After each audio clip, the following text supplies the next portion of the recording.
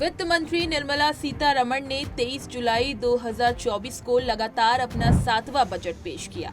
इस बजट में वित्त मंत्री संसद में बड़े बड़े ऐलान भी किए।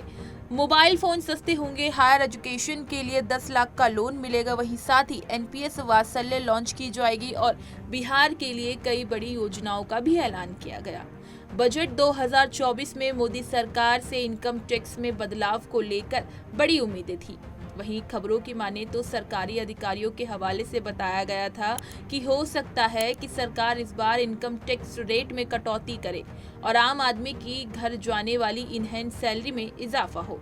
मोदी सरकार 3.0 के इस पहले यूनियन बजट में मिडिल क्लास, टैक्स पेयर्स, किसान, महिलाओं, कारोबारियों और सैलरीड क्लास को बड़ी उम्मीदें थी। सुबह 11 बजे संसद के निचले सदन लोकसभा में निर्मला सीतारमण ने एक बार फिर अपने जाने पहचाने अंदाज में बजट को संसद पटल पर रखा।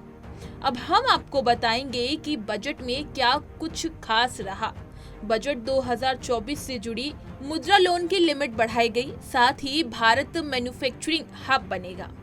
वहीं बात करें, सरकार ने मंगलवार को प्रधानमंत्री आवास योजना के तहत 1 करोड़ शहरी गरीब तथा मध्य वर्गीय परिवारों की आवास आवश्यकता को पूरा करने के लिए अगले 5 वर्षों में 2.2 लाख करोड़ रुपए की केंद्रीय सहायता की घोषणा की तथा सस्ती दरों पर ऋण उपलब्ध कराने के लिए ब्याज सब्सिडी का प्रस्ताव रखा। वित्त मंत्री निर्मला सीतारमण ने अपने बजट भाषण में कहा, पीएम आवास योजना शहरी 2.0 के तहत 10 लाख करोड़ रुपए के निवेश से 1 करोड़ शहरी गरीब और मध्यम वर्गीय परिवारों की आवास जरूरतों को पूरा किया जाएगा। वहीं बजट न केवल प्रधानमंत्री नरेंद्र मोदी के नेतृत्व वाली सरकार के तहत भारत के उद्देश्य, उम्मीदें और आशावाद की नई भावना का उदाहरण देता है, बल्कि उन्हें मजबूत भी करता है। पहली योजना के तहत सभी क्षेत्रों में कार्यबल में प्रवेश करने वाले को 1 महीने का वेतन प्रदान किया जाएगा। उन्होंने कहा कि दूसरी योजना में पहली बार काम करने वाले कर्मचारियों को रोजगार से जुड़े विनिर्माण क्षेत्र में अतिरिक्त रोजगार को प्रोत्साहित करेगी। वित्त मंत्री ने कहा, रोजगार के पहले 4 वर्षों में ईपीएफओ अंशदान के संबंध में कर्मचारी और नियोक्ता को सीधे निर्दिष्ट पैमाने पर प्रोत्साहन प्रदान किया जाएगा।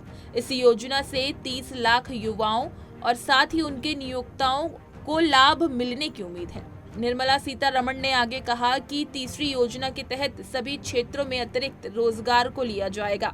उन्होंने कहा कि 1 लाख रुपए तक मासिक वेतन के अंतर्गत सभी अतिरिक्त रोजगार को गिना जाएगा। निर्मला सीतारमण ने कहा कि सरकार प्रत्येक अतिरिक्त कर्मचारी के लिए ईएफपीओ अंशदान के रूप में नियोक्ताओं को 2 वर्षों तक 3,000 रुपए प्रति माह तक की राशि प्रतिपूर्ति करेगी। मंत्री ने यह भी घोषणा की कि कार्यबल में महिलाओं की भागीदारी को बढ़ावा देने के लिए देश में कामकाजी महिलाओं के लिए छात्रावास स्थापित किए जाएंगे।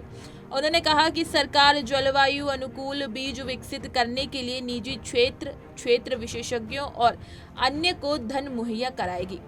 वहीं साथ ही सरकार ने मंगलवार को कहा कि वो रोजगार से जुड़ी 3 योजनाएं शुरू करेगी।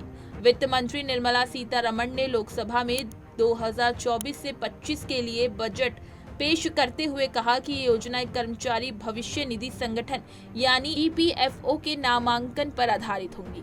वहीं साथ ही आगे आपको बता दें, शेयर बाजार में बजट के बाद बड़ी गिरावट, सेंसेक्स 1300 पॉइंट पर गिरा था। वहीं गोल्ड और सिल्वर की बात करें तो गोल्ड और सिल्वर पर लगने वाली कस्टम ड्यूटी घटाई गई। इंपोर्टेड ज्वेलरी भी सस्ती हुई।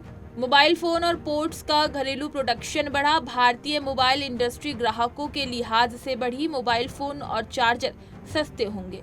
काम करने वाले लोगों के बच्चों के लिए एनपीएस वात्सल्य लॉन्च। बच्चों के लिए माता पिता जमा कर सकेंगे पैसे। मौजूदा एनपीएस में भी शामिल की जाएगी। नालंदा यूनिवर्सिटी से जुड़े बड़े ऐलान। बिहार की इस यूनिवर्सिटी का किया जाएगा विकास। वहीं साथ ही एनसीएलटी के आने से 3.3 लाख करोड़ रुपए कर्जदाताओं को लौटाने में मदद मिली। दिवाला समाधान प्रक्रिया को तेज करने के लिए न्यायाधिकरण गठित किए जाएंगे। पीएम सूर्य घर मुफ्त बिजली योजना को अच्छी प्रतिक्रिया। 1.8 करोड़ ने इसके लिए पंजीकरण कराया है। वहीं साथ ही आदर्श कौशल ऋण योजना को संशोधित कर 7.5 लाख रुपए तक के ऋण की सुविधा दी जाएगी। 100 शहरों में औद्योगिक पार्क बनाए जाएंगे। 5 साल में 1 करोड़ युवाओं को प्रशिक्षण मिलेगा। महिलाओं और बालिकाओं को लाभ पहुंचाने वाली योजनाओं के लिए सरकार ने 3 लाख करोड़ रुपए से अधिक का आवंटन किया है और साथ ही औद्योगिक कामगारों को डॉर्मेट्री आवास की सुविधा मिलेगी। कौशल विकास के लिए केंद्र प्रायोजित योजना राज्यों पर उद्योग जगत के सहयोग से चलाई जाएगी। 5 साल में 20 लाख युवाओं को कुशल बनाने का लक्ष्य। विनिर्माण क्षेत्र में एमएसएमई के लिए ऋण गारंटी योजना लाई जाएगी। 100 करोड़ रुपए तक के कर्ज के लिए गारंटी की जरूरत नहीं। कार्यबल में महिलाओं की भागीदारी को बढ़ावा देने के लिए सरकार कामकाजी महिलाओं के लिए छात्रावास स्थापित करेगी। इसी तरह की तमाम खबरें और अन्य अपडेट्स के लिए बने रहिए हमारे साथ और देखते रहिए punjabkesari.com।